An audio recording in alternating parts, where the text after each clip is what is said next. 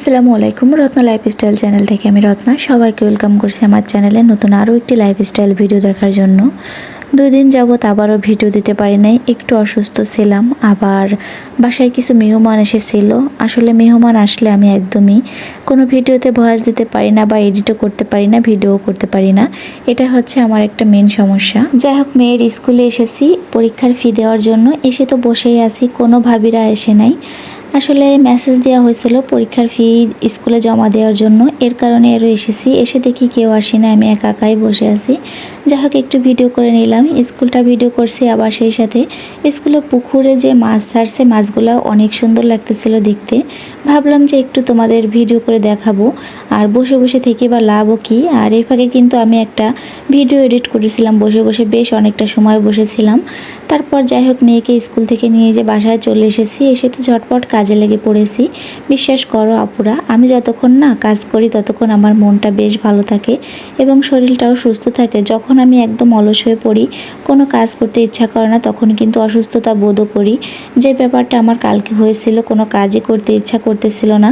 এর কারণে কিন্তু বেশ একটা সময় আর কি অসুস্থ ছিলাম। শীতের দিন কিভাবে যে চলে যায় বুঝতেই পারি না। সকাল সকালে কিন্তু ঘুম থেকে ওঠা হয়, কিন্তু চোখের পলকে কেন জানি না 12টা 1টা বেজে যায়। রান্না বান্না করতে করতে কেন সময়ই চলে যায়।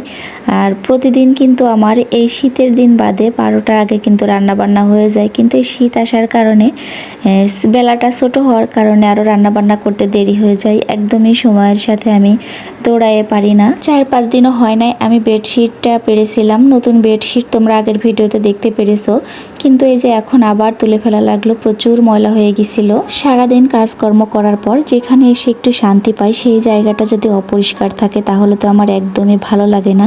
আর আমি কিন্তু কাজকর্ম করি আর ফাঁকে ফাঁকে এসে বিছনার উপরে শুয়ে পড়ি। তো এই জায়গাটা এর কারণে সবসময় পরিপাটি রাখার চেষ্টা করি।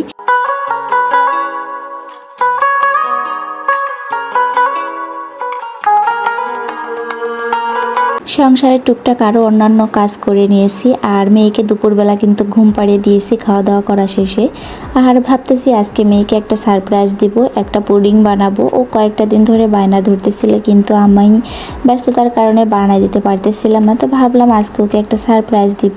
যাই হোক, যে কথা সেই কাজ, চলে এসেছি পুডিং বানানোর জন্য। আধা কেজি দুধ নিয়েছি, আর অফ ক্যামেরায় কিন্তু দুধটা জাল দিয়ে নিয়েছি আমি, এটা আর ভিডিও করি নাই।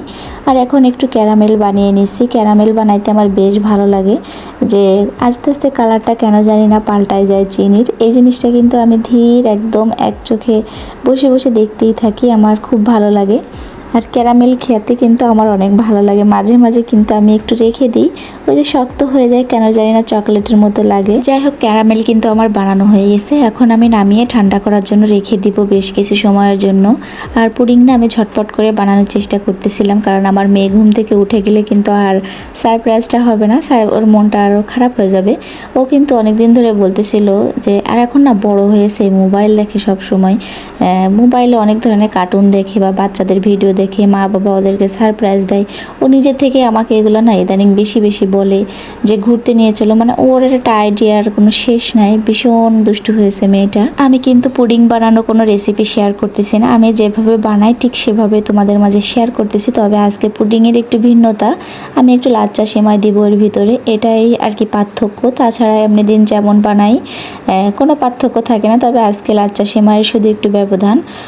তোমরা কে কে লাচ্চা সেমাই দিয়ে এভাবে পুডিং বানাও অবশ্যই কমেন্টে জানাবা। আমি কিন্তু একটা আপুর ভিডিওতে দেখেছিলাম, ব্লগ ভিডিও, যে আপু এরকম সেমাই দিয়ে বানায়। তারপর থেকে আমি আগে একদিন ট্রাই করছি, আর আজকে দ্বিতীয়বারের মতো ট্রাই করতেছি আর কি। আজকে আগে থেকে কিন্তু একটা পাতিলে চুলায় পানি গরম দিয়ে রেখেছি, আর এখন পুডিংয়ের বাটিটা বসিয়ে দিয়েছি। মাত্র 20-30 মিনিটের ভিতরে হয়ে যাবে।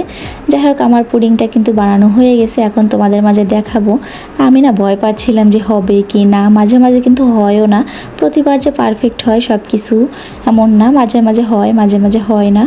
ভীষণ একটা আনইজি ফিল হচ্ছিল, কি হবে না হবে। যাই হোক, তোমাদেরকে এখন দেখিয়ে দিই কেমন হয়েছে। সত্যি অনেক ভালো হয়েছিল।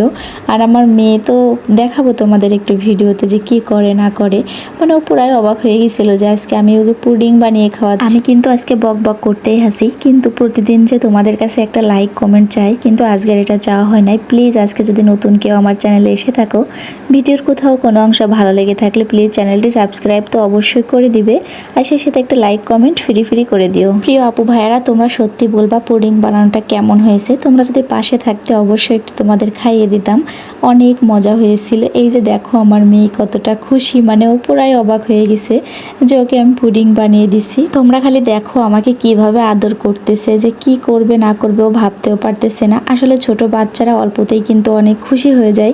আমি যদি মাঝে মাঝে ওকে কেক বানিয়ে দিই তখনও না বেশ খুশি হয়। তবে কেক না আমি অতটা পারফেক্টভাবে বানাইতে পারি না, আমার কাছে ইলেকট্রিক বিটার নাই।